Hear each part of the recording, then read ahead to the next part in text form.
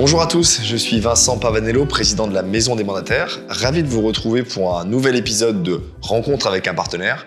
Ces émissions, c'est formats courts, une quinzaine, vingtaine de minutes, durant lesquelles la Maison des Mandataires vous présente un nouveau partenaire. Et aujourd'hui, un partenaire de choix, puisque pour la première fois depuis notre création, il y a maintenant 2 ans et demi, nous avons décidé de nous rapprocher, de signer un partenariat avec un des grands portails de la place, le portail qui est, je pense, le plus en croissance aujourd'hui, celui qui se fait sa place parmi les grands portails. J'ai nommé le portail Bien Ici. Bonjour Cyril, ravi de t'accueillir sur notre chaîne YouTube. Bonjour et merci de m'accueillir. Depuis le temps que je regarde et que je visionne tous ces interviews, je me retrouve dans la place, alors pas dans le canapé, mais dans le fauteuil. Presque, et c'est un honneur pour moi, je suis ravi. Eh ben, ravi aussi, ça fait longtemps qu'on discute, qu'on se parle, et ça fait longtemps, je crois qu'il y a une volonté commune de notre part de se dire, on est beaucoup suivi par un certain nombre de réseaux de mandataires, des milliers, plus de 25 000 mandataires. Ils utilisent pour beaucoup les services de Bien Ici, mais ils pourraient peut-être l'utiliser encore mieux avec l'ensemble des fonctionnalités. Et puis je pense, un intérêt de votre part, mais tu nous en parleras, d'être encore plus identifié comme le portail qui accueille, qui offre des services aux réseaux de mandataires et aux mandataires eux-mêmes. Je te propose un entretien en 3 temps. D'abord, quelques mots sur Bien Ici. C'est peut-être parmi les grands réseaux le dernier arrivé, en tout cas le nouvel entrant, le petit pousset devenu grand. Et donc, évidemment, on est très intéressé que tu nous rappelles la genèse du portail et puis où il en est aujourd'hui en termes de chiffres. Ensuite, peut-être la place des réseaux de mandataires et des mandataires immobiliers sur le portail. Sans faire de faux suspense, leur place, elle est centrale. En tout cas, ils sont tout à fait les bienvenus. Ça, je pense que c'est important de le dire et de le redire. Et puis une troisième partie plutôt technique sur OK, je suis un conseiller, je suis un mandataire, mon réseau est abonné à Bien Ici, donc j'ai accès à Bien Ici, mais comment en utiliser le plein potentiel? Je pense que c'est aussi un point important. Donc d'abord, en quelques mots, l'histoire, la naissance de Bien Ici, si tu veux nous la rappeler. Ouais, volontiers. C'est vrai que l'histoire dans une société, c'est souvent fondamental. Et là, si on revient 8-9 ans en arrière, il y a c'est un monsieur, voilà, c'est Jean-Philippe Ruggieri, qui est directeur général du groupe Nexity, qui prend conscience que via le digital, tout va plus être comme avant. Et donc, voilà, c'est déjà l'arrivée des GAFAM. Alors, le secteur de l'immobilier à l'époque était, en tout cas vu d'un gros promoteur, était peu digitalisé, donc il n'y avait pas de danger immédiat. Mais déjà sur la partie transactions dans l'ancien, il y avait déjà des acteurs forts, des portails importants et qui commençaient à prendre beaucoup de place sur le marché. Donc, j'étais pas dans sa tête, mais en tout cas tout le monde m'a relaté son raisonnement. C'est je risque de me faire ubériser, comme on dit, c'est-à-dire il y a un risque via ces relations qui vont se passer dans la promotion d'une bulle de vente physique, dans une agence immobilière vitrée, comme on dit, qui a pignon sur rue, était en train de basculer sur un modèle digital.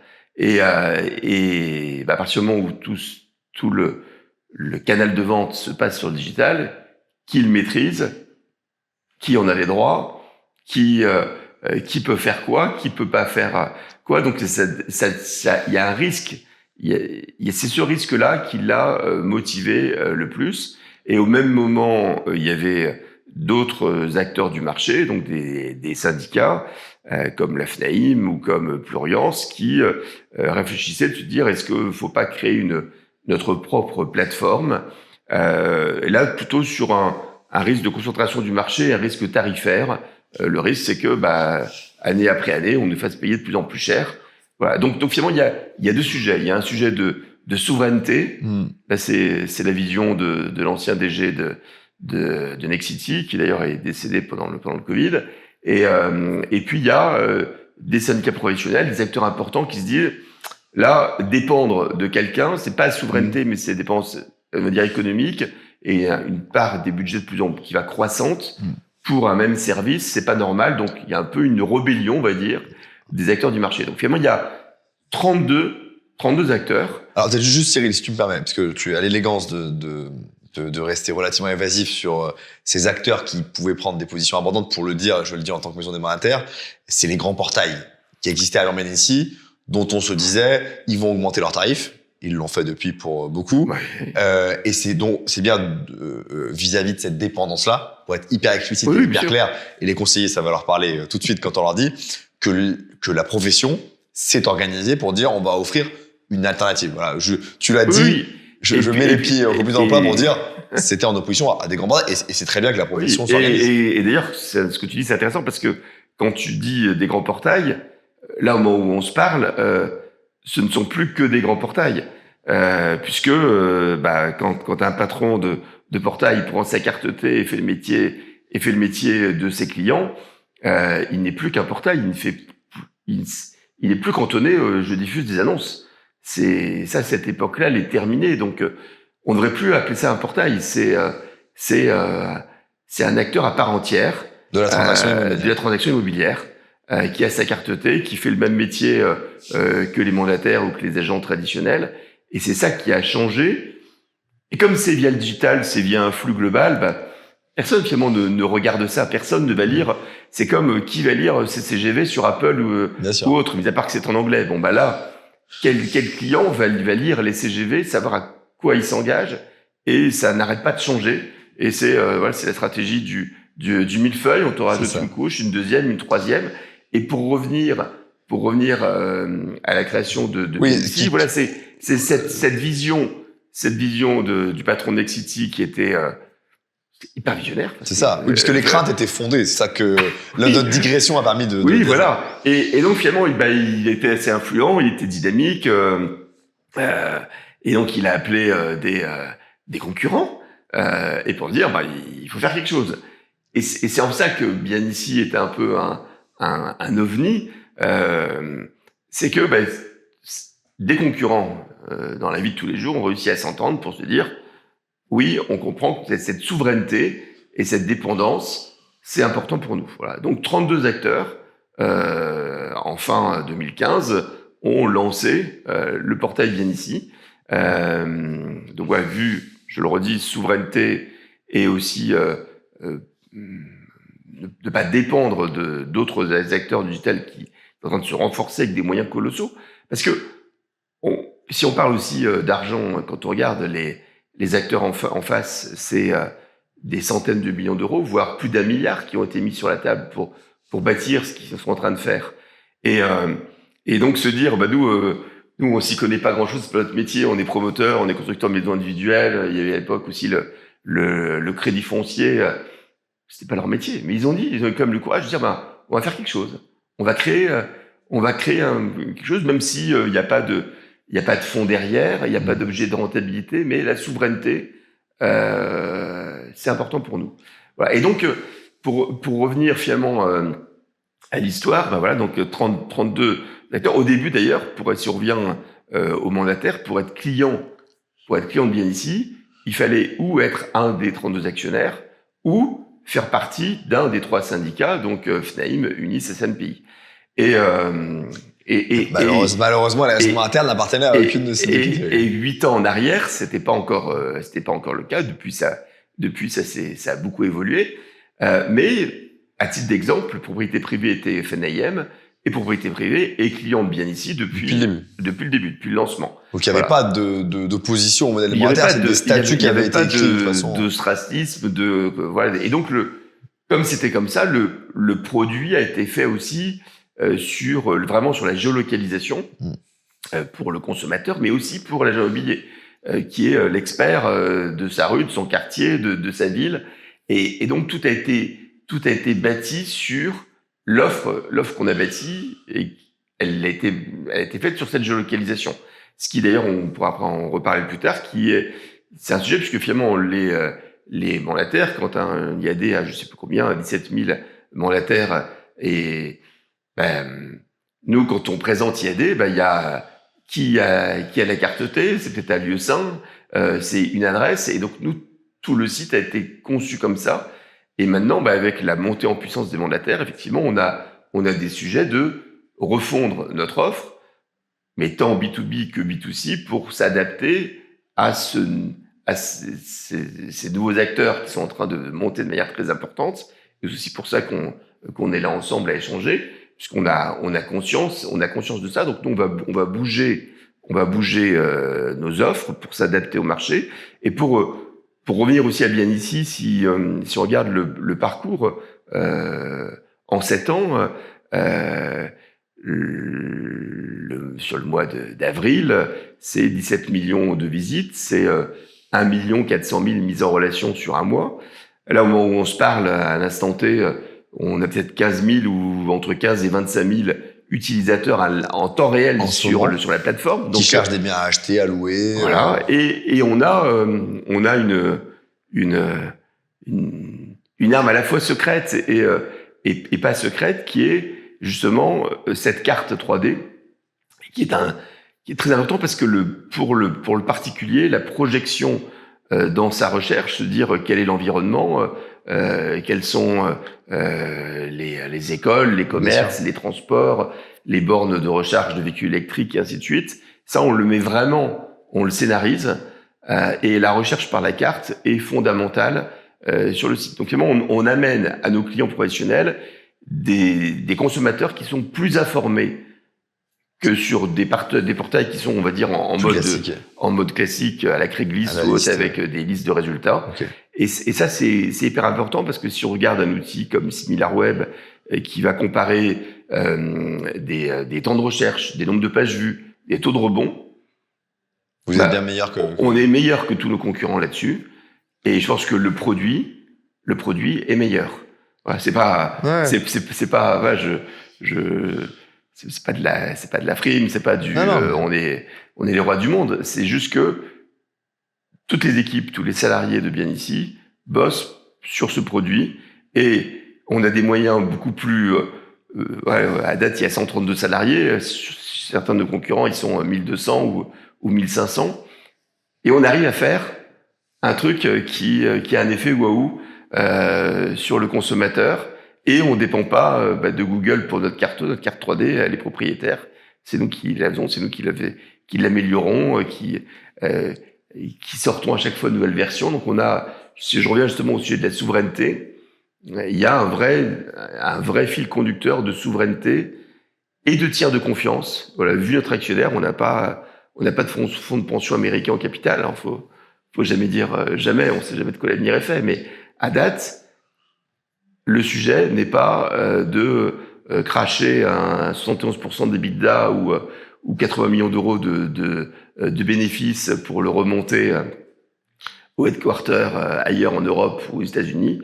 Le sujet, c'est faire le meilleur produit dans l'intérêt du consommateur et des pros. Bon, c'est très clair. Ouais, sur l'histoire et sur l'ADN que tu rappelles à la fin, mais qui est très utile, et je pense que tout le monde aura compris le message, à la fois les conseillers puis leur tête de réseau. Aujourd'hui, vous êtes 3e portail avec les chiffres que tu as annoncés? Oui, je pense qu'on est clairement 3e portail du marché. Ce qui n'était pas gagné quand vous êtes lancé il y a quelques années. Non, et puis voilà. Après cette position particulière, elle est, si on est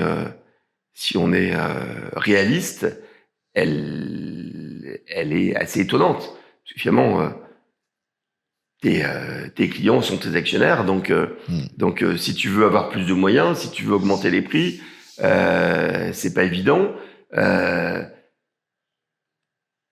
Ceux qui n'en sont pas peuvent dire, mais ça c'est le portail que de 32 de mes confrères, et donc je veux pas enrichir mes confrères.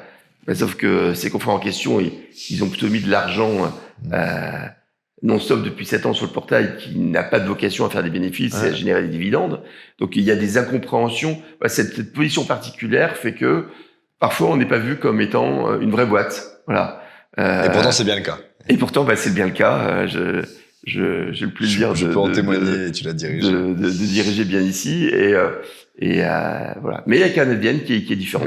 Bon, c'est très clair sur ce que fait Bien Ici, où vous en êtes, votre ADN très différenciant. Sur la place des réseaux de mandataires, tu as commencé à en parler. Peut-être tu peux nous donner quelques chiffres. Aujourd'hui, il y a combien de grands réseaux ou de réseaux qui sont clients? Il y a combien d'annonces qui sont mises? C'est plutôt les annonces des mandats exclusifs ou maintenant c'est aussi les mandats simples? Enfin, voilà, pour être très clair un peu, on en est où aujourd'hui sur la place des réseaux au sein de Bien Ici? Au moment où on se parle, sur le top 10 des réseaux mandataires, tout le monde est client. Il y en a plusieurs qui ne soient pas clients. Les l'incompréhension du début où il fallait être ou adhérent à un syndicat professionnel qui était actionnaire de Bien Ici, sinon on pouvait pas rentrer, a fait que voilà, on a été vu comme étant comme il y a un peu de ce racisme ou être un peu, je sais pas, bégueule, ou je sais pas comment utiliser le terme vis-à-vis des mandataires. C'était pas le cas du tout. Donc les mandataires sont venus vraiment en force chez nous comme clients il y a à peu près 2 ans. Ça s'est accéléré l'année dernière quand il a fallu avoir un rapprochement entre nos concurrents portail du marché et un réseau de mandataires. Donc tout le monde s'est dit mince, justement le risque de dépendance, de souveraineté, de mêler le portail à un réseau de mandataires, ça peut devenir un client et plus qu'un simple portail. Donc ça, il y a eu une prise de conscience. Et finalement, en septembre l'année dernière, au début, on va dire qu'il y avait des tests sur des annonces, sur des mandats exclusifs qui existaient depuis 2 ans. Et en septembre l'année dernière, l'ensemble des gros réseaux de mandataires ont tous signé chez nous et sont tous clients. Et là, on commence à mettre en avant des services pour les mandataires en direct. C'est-à-dire si le mandataire, en plus de son pack digital et qui est présent sur Bien Ici, veut des mises en avant ou autres, avec sa CB, comme ça se passe chez nos concurrents, il peut souscrire à une offre de mise en avant. Donc, on est en train de s'adapter, voilà, à ce nouveau mode ces nouveaux acteurs sur le marché. Et ce qui nous peut-être dire aussi ce qui nous perturbe un peu, peut-être sur ça, finalement, ce qui me perturbe le plus, c'est finalement, il y a une hybridation entre les réseaux traditionnels et les réseaux de mandataires. Et nous, après, en tant que portail, c'est quel service apporter. Et parfois, voilà, j'ai un interlocuteur commercial qui dit, tiens, je suis réseau de mandataires, mais j'ai aussi des agences ou vice versa. Et je veux telle offre et je veux telle offre. Et nous, on a encore du travail à faire pour adapter notre offre à cette situation de marché sur laquelle on n'est pas encore. On est un peu en retard là-dessus. Voilà, mais nos clients mandataires sont ravis du service. C'est ce que je disais tout à l'heure, l'engagement, le temps passé par les consommateurs et les leads de qualité qu'on génère sont vraiment appréciés par nos clients. Si on regarde des études qui existent sur le marché, on est le portail qui a le meilleur taux de recommandation des professionnels, qu'ils soient agents traditionnels ou mandataires. On est en tête des taux de recommandation, donc on est vu comme étant efficace. Merci Cyril pour ces précisions. Je me mets à la place du mandataire immobilier qui regarde cette vidéo et qui est utilisateur de Bien Ici, si son réseau est client du portail. C'est quoi les fonctionnalités en plus que peut-être qui sont pas encore assez utilisées? Il y a aussi des offres pour plus de visibilité, des offres qui existent chez les autres portails, mais peut-être qui sont moins connues encore chez Bien Ici, comme vous êtes les nouveaux entrants. Peut-être tu peux nous détailler un petit peu. Oui. Et la question c'est, si demain Cyril, tu étais mandataire chez un des réseaux de mandataires, comment tu utiliserais toi le plein potentiel de la plateforme Bien Ici? Bonne question. Depuis à peu près 12 à 18 mois, le mandataire peut souscrire à une mise en avant, donc sur une semaine, sur 15 jours, comme on le trouve chez certains de nos concurrents. Mais en tout cas, c'est relativement récent. Donc, je sais que il y a encore plein de réseaux de mandataires qui connaissent pas cette offre. Ensuite, dans l'apport du lead vendeur, depuis le 1er janvier, on qualifie le lead qu'on génère à nos clients, qu'ils soient mandataires ou agents traditionnels, pour savoir si le particulier a aussi quelque chose à vendre de son côté. Donc là, dans mes conseils, regardez bien les leads qu'on vous envoie, parce que si le particulier est vendeur aussi, on vous le signale, c'est écrit en gros en gras, mais c'est écrit, okay. Et on l'a qualifié entre guillemets via cette mise en relation, puisque un nombre conséquent des particuliers en recherche sont aussi vendeurs. Donc lisez les mails de Bien Ici. À la rigueur, en ce moment même, ce sont, j'allais dire, les plus intéressants entre guillemets, puisqu'en termes de financement ou autre, voilà, on sait que pour les primo-accédants c'est compliqué, mais donc là, ces leads-là ont beaucoup plus de valeur. Donc si je te donnais un petit tips, c'est regardez bien ce que vous génère. Et l'autre tips que je donne, c'est utiliser notre fameuse carte 3D dont je parlais tout à l'heure, qui est top, pour montrer l'ensemble de vos biens sur Bien Ici quand vous êtes en rendez-vous, parce que vous verrez que l'expérience elle est incomparable, et donc comme vous êtes client, comme vos biens sont déjà positionnés sur la carte, utilisez-la. Et je peux dire au passage que pour rassurer les clients professionnels qui sont encore un peu réticents sur la géolocalisation, je peux aussi vous rassurer parce que on peut jouer avec cette géolocalisation. L'algorithme, il montre un cercle et c'est pas au milieu du cercle que se trouve le bien. Donc, si vous voulez pas que, si vous avez un mandat simple et que vous n'avez pas envie qu'un de vos confrères aille vous le piquer, vous pouvez jouer sur ce rond à hauteur d'à peu près jusqu'à 2,5 km en zone rurale et je crois 700 mètres en zone urbaine. Donc vous avez la possibilité vous-même de déplacer un peu ce point. Et ce point, c'est pas le centre du point qui est le bien. Okay. Donc pas de risque. Donc soyez zen, soyez zen sur la géoloc. C'est un vrai atout parce que le consommateur, il adore ça. Il a l'impression qu'il se trouve en face sur le seul portail qui lui ment pas et qui lui dit où se trouve le bien. Ouais. Et cette transparence va créer plus d'engagement, des retours de meilleure qualité. Donc il faut l'utiliser. Ok, donc si je suis conseiller, je télécharge l'application bien ici et je peux l'utiliser pendant la visite pour montrer oui. la carte internet, pour montrer un bon guide d'aide à la vente. Oui, pour et montrer en ce moment, on a besoin les transports, les bornes de recharge de véhicules électriques, enfin tout ça, c'est compris dans le service. Okay. Donc, faut s'en servir. Très clair. Et on a bien besoin d'outils d'aide à la vente en ce moment. Dernière question, je suis conseiller immobilier, j'ai accès à bien ici. Je veux en savoir plus sur les fonctionnalités, sur les petits tips que tu nous donnes ici, sur l'usage de la carte. Il y a des tutos qui existent, il y a des informations sur le site, il y a une FAQ, il y a comment je peux monter en compétence. Il y a tout ça. Après, si je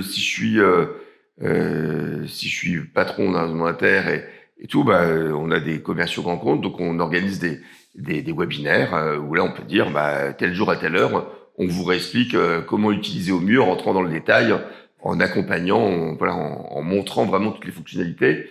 Là, je les survole, mais le mieux c'est de faire un webinaire et on en organise plusieurs par semaine, que ce soit auprès de mandataires ou de réseaux d'agences traditionnelles. On est à dispo pour